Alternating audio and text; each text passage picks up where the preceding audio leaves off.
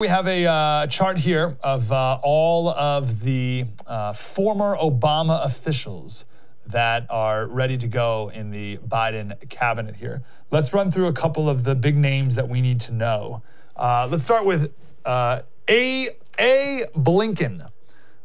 What's his first name? Anthony Blinken. A. Blinken. Secretary of State. What do we need to know about Mr. Blinken? Well, he's someone who, you want to talk about someone who's been a relic of the past. Not only has he been part of the Obama administration, but he goes all the way back to the Clinton administration.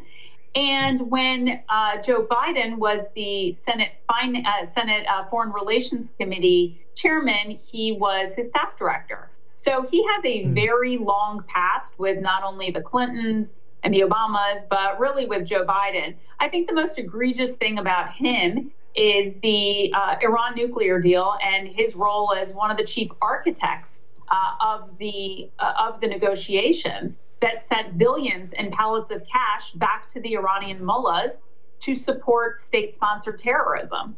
And so this is the person who's going to be renegotiating those types of deals. They've already said that they're going to go back into negotiating with Iran, trying to become friends with Iran, re-engaging on the JCPOA, better known as the Iran nuclear deal. And I think that's dangerous, especially after we've had such historic wins under the Trump administration with 5 peace negotiations. Yeah, I will never forget the sound clip of John Kerry, and you may know the one I'm talking about already.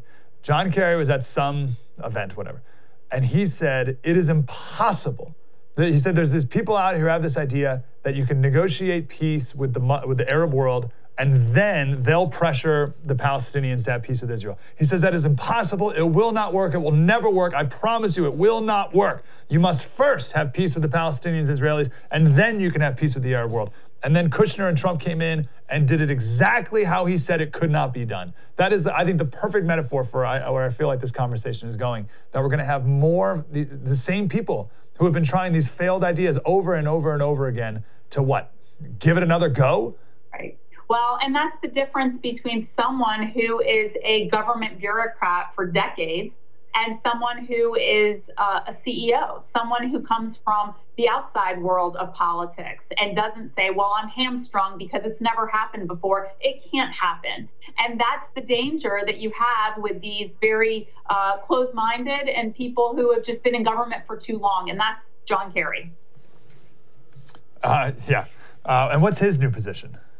I think he's a climate czar. Obviously, they didn't want him to go through the process of having to get confirmed because I think he wouldn't have necessarily gotten there. But here's the thing with climate. I mean, look, right now we have the Keystone XL pipeline, which Joe Biden has said that he is going to revoke their permit.